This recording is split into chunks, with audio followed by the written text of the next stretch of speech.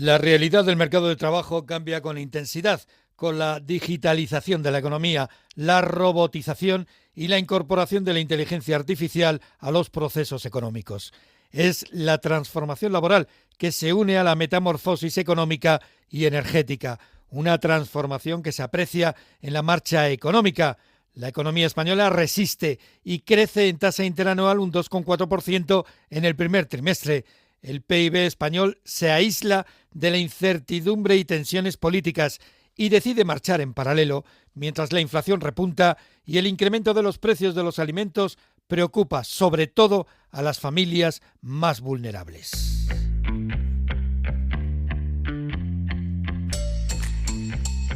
La mirada económica con Ignacio Rodríguez Burgos. Una mirada inquisitiva, reflexiva y divulgativa a la realidad económica del momento. La economía española mostró un fuerte dinamismo durante 2023, creciendo más de 5 veces por encima de la zona euro y mantiene ese pulso de crecimiento en el año 2024, con un incremento del 0,7% en este primer trimestre. A pesar de que ha repuntado, en cualquier caso, el nivel de la inversión sigue estando por debajo de los niveles anteriores a la pandemia. Ya es el primer mes donde efectivamente las personas que vayan o los préstamos que vayan a cambiar el tipo con relación al índice esta fecha se verán beneficiados de una pequeña bajada, pero ya una pequeña bajada. El cierre del Euribor. Lo más destacado. Estudios recientes indican que la implantación de la inteligencia artificial puede poner en riesgo unos 2 millones de empleos en España en la próxima década. A la vez, esta misma tecnología creará 1.600.000 nuevas ocupaciones, según un informe de Randstad. Actividades comerciales, hostelería y tareas administrativas serán las profesiones que experimentarán una mayor destrucción de trabajo con la adopción de la inteligencia artificial. En cambio, programación y consultoría, actividades técnicas y científicas y telecomunicaciones serán los sectores que se van a beneficiar. Una visión más lejana. Marcel Janssen, investigador de FEDEA, la Fundación de Economía Aplicada. Muy buenas tardes. Muy buenas tardes. Estamos en otra revolución tecnológica, la incorporación de la inteligencia artificial en los sistemas productivos y, por lo tanto, en el mercado laboral. Cuando todavía muchas empresas y muchas personas en España están todavía en pañales en esto de la introducción, en esto de la digitalización, ¿no? Sí, todos los avisos que nos llegan es que la inteligencia artificial va a afectar a prácticamente el 40-50% de los empleos actuales y habrá muchos nuevos empleos que todavía no existen, ¿no? Es difícil de prever exactamente cómo cambia el mercado laboral, porque que el impacto va a ser grande, lo sabemos, y además se ven afectados grupos de trabajadores que hasta ahora se beneficiaban del cambio tecnológico, ¿no? Hasta ahora hemos visto que el cambio tecnológico afectaba a trabajos rutinarios y ahora la inteligencia artificial, por el contrario, es capaz de hacer tareas cognitivas muy avanzadas y por tanto afecta también a trabajadores muy cualificados. Y la duda va a estar en qué medida la inteligencia artificial va a suprimir ciertas ocupaciones o más bien va a ser un complemento que va a permitir que las personas que sepan utilizarlo aumentan su productividad porque se pueden concentrar en tareas que los algoritmos no pueden hacer, dejando otros a los algoritmos. Y yo diría que en el caso de España vemos señales, ¿no?, que cambian el perfil de trabajadores que están buscando las empresas, pero todavía es pronto para ver grandes impactos en el mercado. Vemos indicios, sobre todo en el mercado para jóvenes. Vemos también que los jóvenes se están preparando para este mundo lleno de algoritmos, pero esta adaptación es mucho más complejo para personas que ya están en el mercado laboral y allí van a ser cruciales los esfuerzos por parte de las empresas de formar a sus empleados, pero también de nuestras políticas laborales, porque habrá personas que sin algo más de formación en este mundo lleno de datos y lleno de algoritmos, pues no saben encontrar su hueco. Imagínate que yo soy un estudiante y que estoy a punto de entrar en la universidad. Ante esta situación, ante este panorama, ¿qué tengo que elegir? ¿Cuál es la carrera que elegiría? Ah, ah, yo pienso que aquí tengo que hacer un mea culpa. Hace un par de años, típicamente mi respuesta a mis alumnos es: tenéis que aprender un idioma. Y cuando yo decía aprender un idioma, me refería a un lenguaje de programación. Pero ya nos han corregido, porque los algoritmos van a ser mejores programadores que los programadores que actualmente salen de nuestras universidades. Y por tanto, la lección principal es que debes de tener muchas capacidades transversales. Tienes que entenderte bien con técnicas cuantitativas, saber manejar datos y sobre todo debemos de enseñar a nuestros alumnos de aprender. El aprendizaje en sí, no memorizar, pero ser capaces de aprender tareas nuevas, de adaptarte. Este tipo de habilidades van a ser mucho más importantes porque el mundo laboral va a ser muy cambiante. Y por tanto no hay ciertas habilidades que ahora mismo son imprescindibles y que lo vayan a hacer en el futuro. Por lo tanto, versatilidad, carreras un poco más versátiles y que realmente aumentan la capacidad crítica de los alumnos, su capacidad de aprendizaje y, como no, muchos habilidades analíticas. Más allá de esto, yo diría que la elección de carrera no importa tanto. Yo diría más bien que las universidades se tienen que adaptar. Decía que España siempre ha tenido problemas de adaptación y ahí lo tenemos con la tasa de paro, que es el doble que la tasa de paro media de la Unión Europea. Nosotros superamos el 12% según el último dato de la encuesta de población activa. ¿Hasta qué punto pedimos a los jóvenes que se adapten, pedimos a los trabajadores que se adapten, pedimos a las empresas que se adapten? ¿Hasta qué punto la Administración, el Ministerio de Trabajo, hasta qué punto las comunidades autónomas se adaptan a esta situación? Pues en menor medida de lo deseado. Yo pienso que sobre todo tenemos que mirar a nuestro sistema educativo. Nuestras leyes laborales pueden influir en la calidad del empleo, en la estabilidad del empleo, pero de por sí no van a generar empleo. Y por tanto, cuando queremos entender por qué en el tiempo, ¿no?, durante décadas, España tiene el doble de paro que la media europea, tenemos que ver y mirar a las habilidades de los trabajadores. Históricamente teníamos dos problemas. Uno es la alta tasa de abandono, ¿no?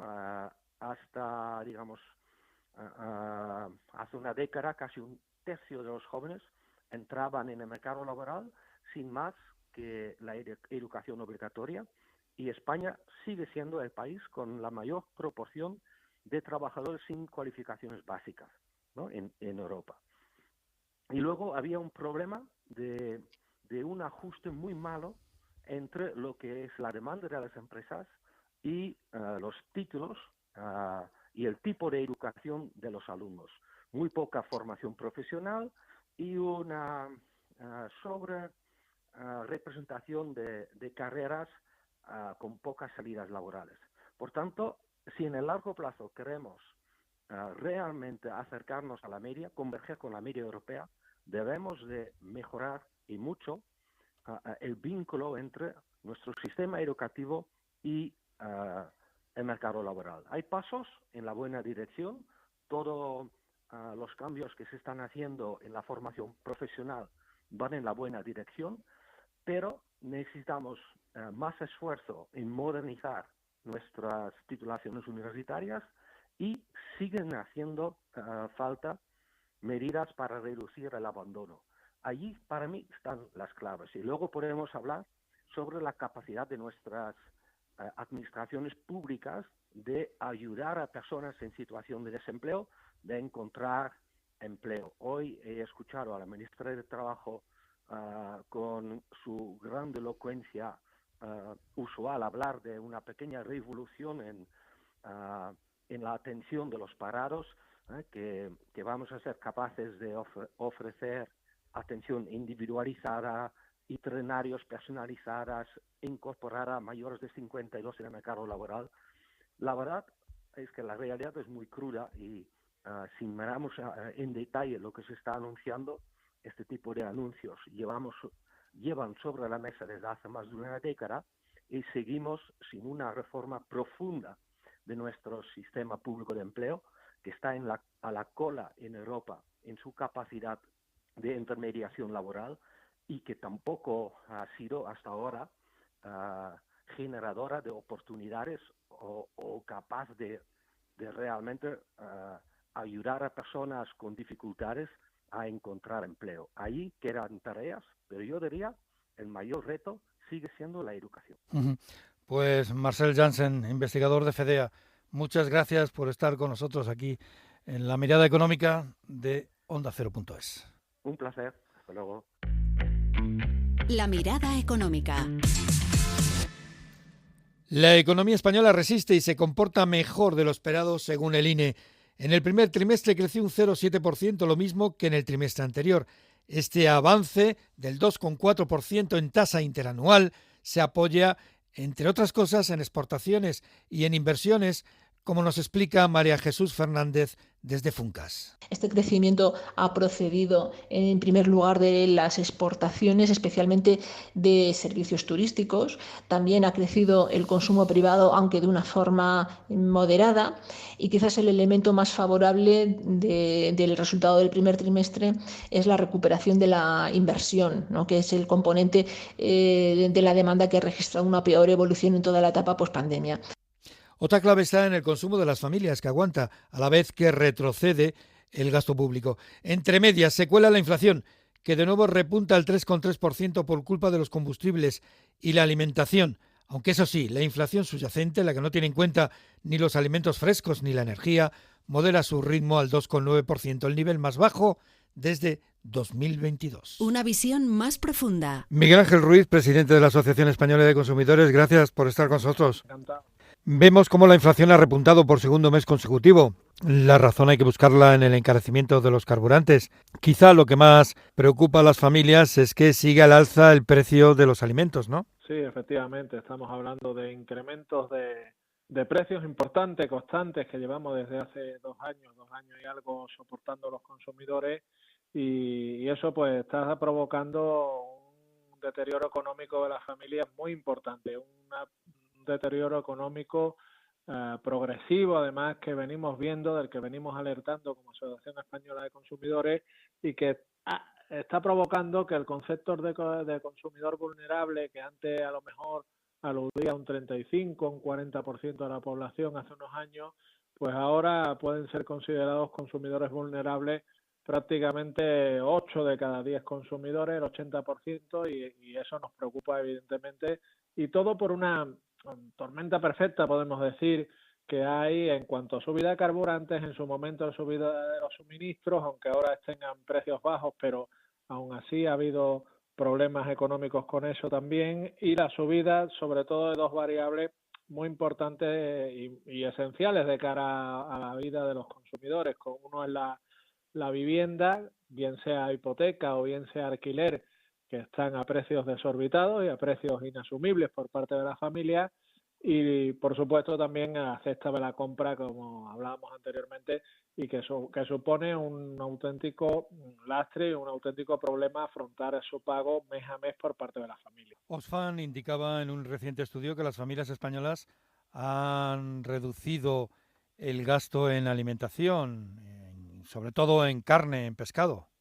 Sí, son 2 productos básicos en nuestra dieta mediterránea, básicos en el consumo, básicos en una comida desde un punto de vista nutricionalmente hablando, pues equilibrada, y que sin embargo pues los precios lo venimos señalando desde hace tiempo, pues son inasumibles para buena parte de los consumidores. Por eso nosotros siempre habíamos pedido la bajada del IVA de este tipo de productos, al margen de los que ya se produjo.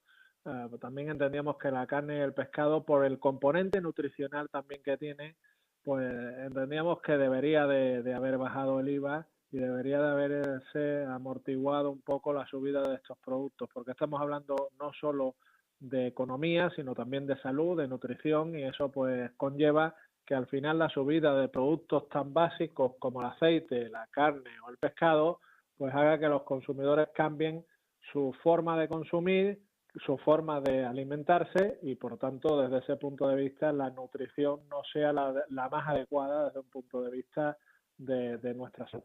Vosotros, desde la Asociación Española de Consumidores, habéis elaborado un informe sobre el grado de endeudamiento de las familias españolas.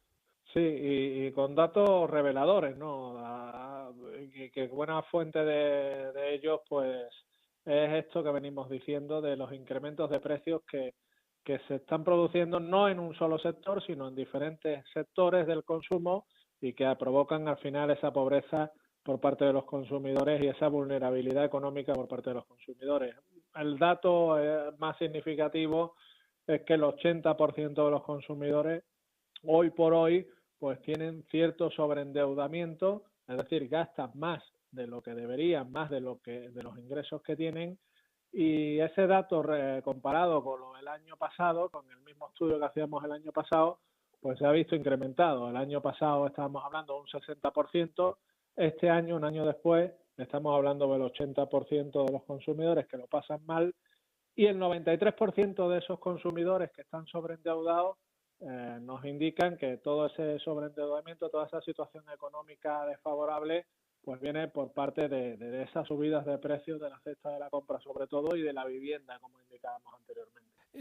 Al menos una buena noticia, aunque sea muy relativa porque es muy pequeño la variación.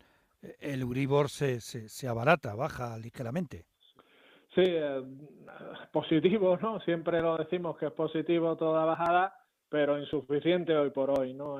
Estamos hablando de auténtico problema para afrontar el pago de una vivienda por parte de las familias, y lo digo desde el punto de vista del alquiler, que se está hablando mucho en estos tiempos, pero sobre todo también desde el punto de vista de las hipotecas, y eso pues está conllevando que muchas familias que antes no tenían problemas económicos, que no tenían problemas para afrontar el pago de esas hipotecas, pues hoy por hoy lo tengan y hayan visto incrementado en el 100% prácticamente su cuota hipotecaria, ¿no? Y ello pues está conllevando pues situaciones de morosidad en cierto grado, de problemas económicos. Algunos de esos consumidores incluso nos dicen que un 76% de ellos pues retrasan a lo mejor algún pago de una mensualidad, o bien de la hipoteca o bien del alquiler, para poder llegar a fin de mes, y que al mes siguiente se ponen al día. Por tanto, desde ese punto de vista estamos hablando de un dato positivo, que lo vemos bien desde la Asociación Española de Consumidores, que esperamos que sea la tendencia en los próximos meses y en el próximo año, y que volvamos a reconducir el tema de las hipotecas a los niveles, a lo mejor no ya a diferenciales negativos como teníamos hace 2 años, pero sí a unos intereses que no se llegue a ese 4% que en muchos casos están soportando los consumidores. Pues Miguel Ángel Ruiz, presidente de la Asociación Española de Consumidores, gracias por estar con nosotros en la mirada económica de Onda Cero.es. Gracias a vosotros, encantado. La mirada económica. Ignacio Rodríguez Burgos.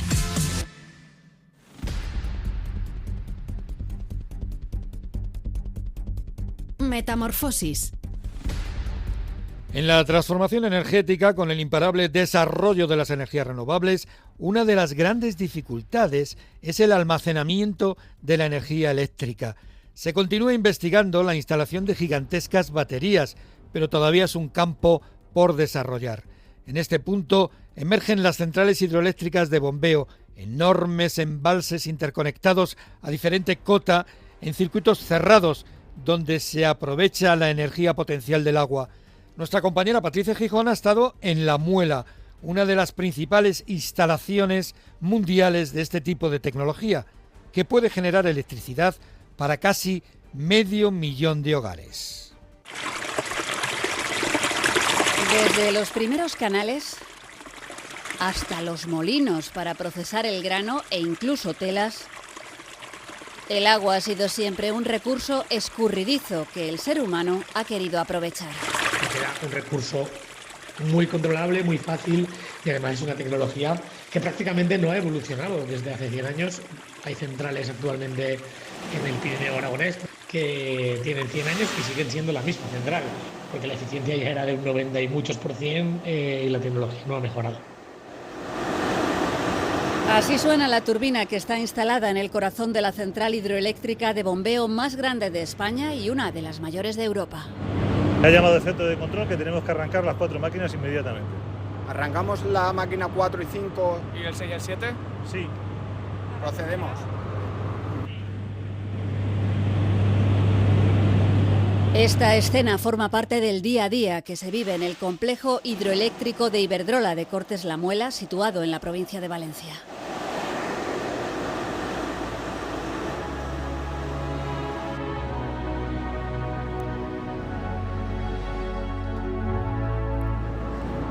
¿Qué es este sonido que estamos escuchando? Es el arranque de un grupo hidroeléctrico. Estamos ahora mismo turbinando agua, es decir, cogiendo el agua que estaba en el depósito superior, pasándolo por las turbinas y dejándolo en el embalse de Cortes. Os han dado el aviso para que empiece a funcionar. Eso es, han dado el aviso para que empiece a funcionar y aporte energía al sistema eléctrico. Estaba parado, no hacía falta, no había demanda en ese momento, pero ahora os han dado el aviso, ¿no? Eso es. Y estamos debajo de la montaña, en el corazón de la presa. Estamos en la caverna, en el corazón de lo que es la central hidroeléctrica de La Muela. Estamos a 60 metros por debajo del nivel del agua. Hablábamos con Borja González Collado, director Cuenca Mediterránea La Muela Iberdrola, desde un impresionante cañón de aguas de azul verdoso intenso en la margen derecha del río Júcar. Todo un reto de ingeniería que tardó 5 años en terminarse. La central hidroeléctrica de bombeo es un hito de ingeniería y de energía limpia.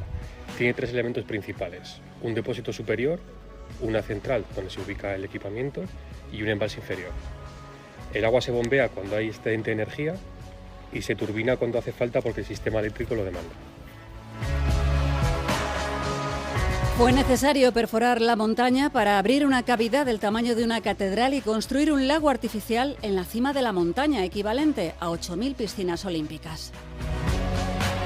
Sí, fue una obra muy complicada. Esto se puso en servicio en el año 1990, donde se construyó pues 2 presas, 2 centrales subterráneas, un puente para comunicar las 2 márgenes del río y el depósito superior en la montaña. Elías Carpio, jefe de la central hidroeléctrica La Muela, nos explicaba algunas de las ventajas de este tipo de instalaciones que buscan avanzar hacia un sistema eléctrico basado en energías renovables que reduzcan la dependencia de los combustibles fósiles. Con esta instalación del aprovechamiento eléctrico de Cortes La Muela, aparte de que somos capaces de cubrir la demanda de 400.000 hogares al año, ¿vale? Con esto evitamos, al ser una energía limpia, evitamos la emisión a la atmósfera de 2 millones de toneladas de CO2. Lo que tenemos es un circuito cerrado, esto es un bombeo puro, tenemos un circuito cerrado, es decir, que no hay ningún consumo de agua.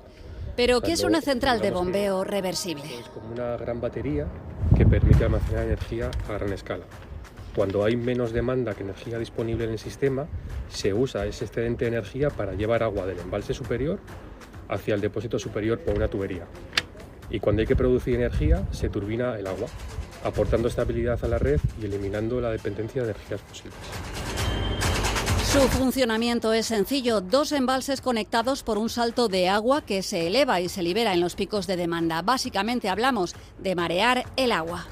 Tenemos la ventaja que podemos turbinar o bombear, entonces ajustamos las necesidades siempre a lo que demanda el sistema eléctrico. Cuando hay un excedente de energía renovable en el sistema, energía renovable que puede ser solar o eólica, aprovechamos ese excedente para bombear el agua arriba, hacia el depósito superior, y cuando el sistema eléctrico lo demanda porque hace falta producir energía, hacemos el camino inverso, es decir, turbinamos el agua que está en el depósito superior y lo llevamos hacia el embalse inferior. Algo así como vaciar el baño de tu casa, pero a gran escala. El depósito tiene 2 desagües, ¿vale?, por los cuales entra y sale el agua, que va a la caverna donde están las turbinas, que son las que generan la electricidad. Sí, el mecanismo es, imagínate la pila de tu baño, ¿vale?, donde tú pones el tapón cuando quieres que no se salga agua y cuando quieres que se vacíe, pues quitas el tapón. Pues aquí es lo mismo, por ese sumidero metemos agua cuando queremos llenarlo y quitamos el tapón y lo vaciamos cuando queremos sacar el agua. La energía hidroeléctrica de bombeo es la solución de almacenamiento energético más prometedora que tenemos. Está disponible a cualquier hora y puede generar energía limpia infinitas veces. No depende del tiempo, ni de la lluvia, ni del sol o el viento. El sistema eléctrico siempre tiene que haber un equilibrio, es igual entre lo que se está consumiendo y lo que se está generando.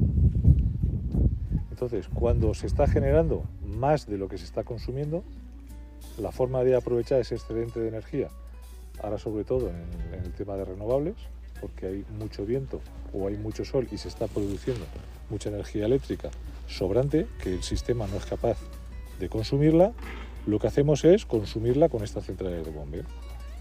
Consumimos esa energía eléctrica, pero aprovechamos para almacenar esa energía eléctrica en forma de agua en el depósito. En España la producción hidráulica se acerca al 12%, aunque la potencia instalada podría llegar al 20% del total. En España hay muchísimas centrales hidroeléctricas, unas 1.300, pero claro, alrededor de 1.200 de esas 1.300, o sea, el 90 y tantos %, son centrales mini hidráulicas que aportan muy poquita energía, como un 10% o un 12% de la energía.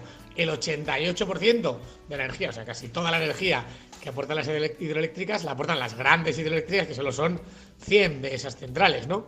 Y además lo aportan prácticamente 5 comunidades autónomas: Castilla y León, Galicia, Cataluña, Aragón y Extremadura. Los emplazamientos para este tipo de construcciones se eligen siguiendo el curso de los ríos. Bueno, quiero decir, está muy centralizado. Al final, donde hay grandes ríos, como puede ser el Duero, como puede ser el Ebro, o donde llueve mucho, como es Galicia, es donde se centraliza la hidroeléctrica.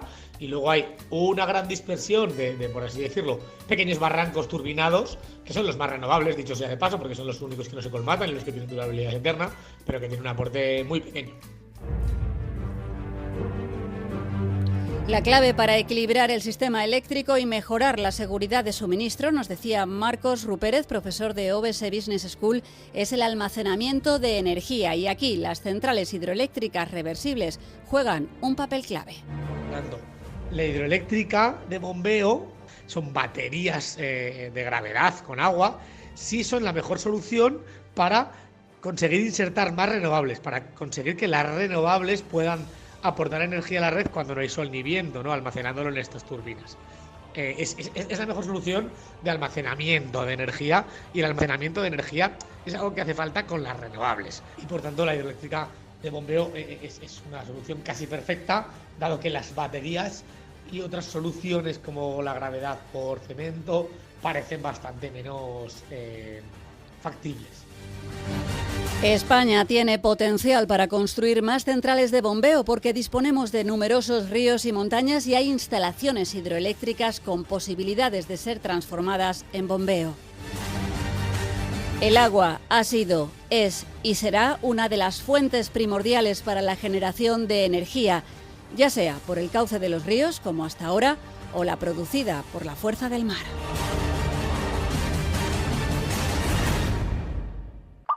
Y es todo. Muchas gracias por su atención y un abrazo. La mirada económica.